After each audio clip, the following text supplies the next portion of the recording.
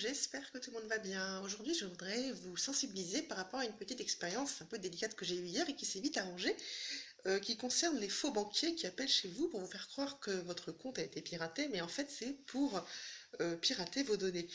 Donc ça a commencé, donc j'ai reçu un appel hier midi, j'ai décroché, un homme s'est fait passer pour un agent de ma banque en me disant que des opérations en attente de débit avaient été détectées sur mon compte.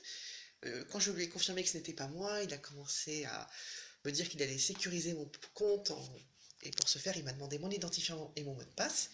Et ce qui m'a interpellée au cours de la démarche à suivre, qui m'a fait suivre, c'est quand il m'a dit qu'un coursier allait me livrer ma carte ce matin et que je devrais remettre à ce coursier mon ancienne carte bleue coupée en, en deux dans le sens de la verticale, de sorte que la puce soit encore apparente pour que les fraudeurs ne recommencent plus.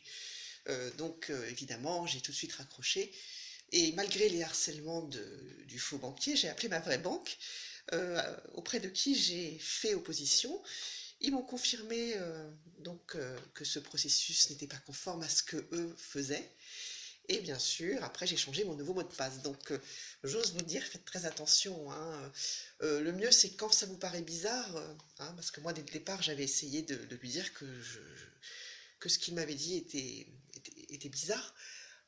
Évidemment, les faux banquiers, ils s'attendent à ça, donc ils essaient d'appâter le client, de le mettre en position de panique et de confiance.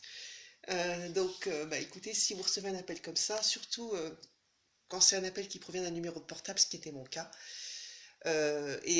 si vous trouvez que ce qu'il dit n'est pas conforme, ben, raccrochez, appelez votre vraie banque et puis changez votre mot de passe, hein.